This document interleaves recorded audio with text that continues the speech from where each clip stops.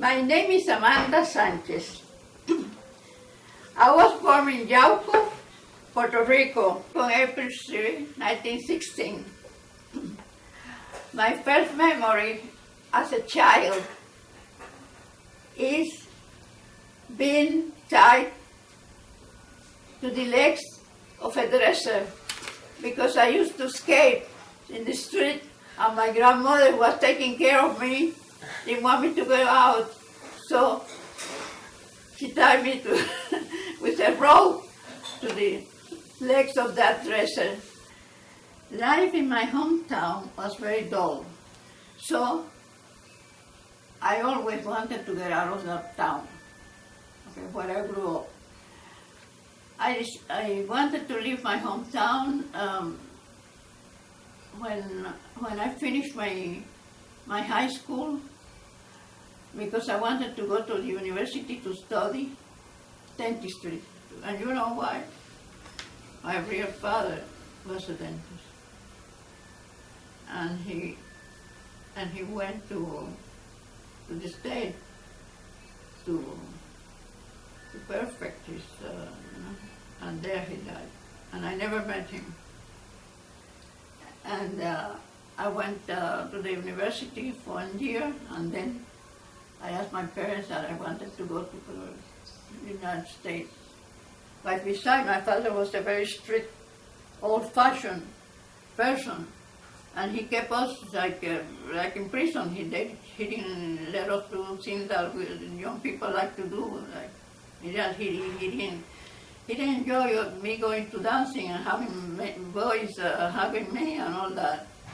In fact, the night before I left for the United States, a friend of mine gave a party in her house, and I went to the party, and at that time I had a boyfriend in Puerto Rico, and he was there. And when he went to get me, and when he saw I was dancing with that guy, he got mad at me. He took me home, and he gave me a good spanking. The night before I was leaving for the United States, and right there and then I decided I wasn't going to go back to Puerto Rico. I wasn't going to go back to Atillo. Atillo was a small town, and everybody gossiped. Everybody knew you. When I got into that airport, because I came by boat, it was an awful impression. It was the dirtiest thing I have ever seen. Okay, I started taking all science courses because I wanted to be a dentist. But when I met my husband and we became engaged, I decided that if I went to dental school, I would lose him. So I changed my mind. I started taking educational courses. I met one at the elevator while I was going to one of my classes. A friend of mine who was in the same class called me and said, "Come here, I'm going to introduce you to a Cuban friend of mine." So I came back. I was in a hurry. Came back and said, "This one." I said, "Oh, hi, glad to meet you." And I just left right away for the elevators. And that gave him a very bad impression of me. He told me later. He had a girlfriend at that time. And I didn't think about it, being a Spanish, certain rules. You respect people that have, but he always came over. You could. I knew that he liked me and he wanted to, but I always stopped him, and I didn't want, any problems. Well, he belonged to the same club at the university. We had a Spanish club, and we used to get together, and I used to dance with him and with other kids. I realized that he was he was sincere. After he invited me to the movies one day, and he asked me, "Are you waiting to be my girlfriend?"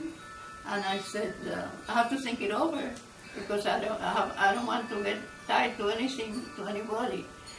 And he said, "Well, take all your time." I remember the picture that we saw it was Lost Horizon. And after that, you know, he used to come over and we used to have the, lunch at school lunch together. And I had a lot of people, boys that were, you know, around me all the time. And I was having a good time. I used to live in Jamaica, Long Island. It was a long trip, you know, and I usually stay at a friend of my mother's house when I went out and it was late because she didn't want me to take the subway and the bus at that time. So we went to that house. My mother went with me and one went to get me over there. So my mother met him and she had a conversation with him. And later she told me he's a very nice person. I like him. So after that, I started going out more steady with him without any compromise, you know, without any compromise. We went dancing, we went to the movies, we went to the school places. By that time, that girlfriend that he had graduated and went to her hometown, and she didn't come back, and he broke up with her. Then I remember I was working in Endo Products as a lab technician, and he called me, and he said, will you marry me? And I said, sure. I said, well, we're going to get married tomorrow. That was a Saturday. And I said, gee, so soon? I said, yeah, we're going to get married tomorrow. So he said, he went to get the license at Jamaica courthouse, and they told him that they were closed on Saturdays. So he called me back at work, and he said, you have to come right away. I'm going to go and pick you up. You will have to go to the place, you know, the municipal place where they give the licenses. And I said, well, were you crazy? I said, yes. I'm going to pick you up within an hour. And at that time, I went to my boss and I said, I'm going to get married. I said, you crazy? I said, yes, I'm crazy. He said, I need a couple of hours to go to get the license and all that. I said, take all the time you want to. So he came to get me and we went to over there. We got married and I went back to work. And he went back. I went crazy, I'm telling you, my marriage was crazy. So he said, we have to celebrate our marriage. So the next weekend, we went to a place called Kilburn in New Jersey. It was a seashore place where people used to go. And we spent the whole weekend, you know, going around and that was my Hollywood. I hated to leave it, but I had to leave Cuba. That was the best place to raise children, yes. Very safe. At that time, it was very safe and very friendly. Families, you know, the families used to get together. All the children knew each other. We celebrated birthdays and we celebrated everything together. It was very nice. When Fidel had power, my fear were the kids. At that time, I had just finished, I had worked with the American Embassy, and my boss, that was still there, told me that I should send my kids out because they had the experience of kids that had both nationalities in, I think it was in Czechoslovakia, and the ones that had both nationalities were prohibited from leaving the country. And at that time, Fidel announced in the beginning that he was going to take the kids and give them a training of pioneers and send them to the fields to help to see. And he said, you will lose your children if you stay here, if you let them stay here. Being American citizen, well, now that we have the embassy, send them out.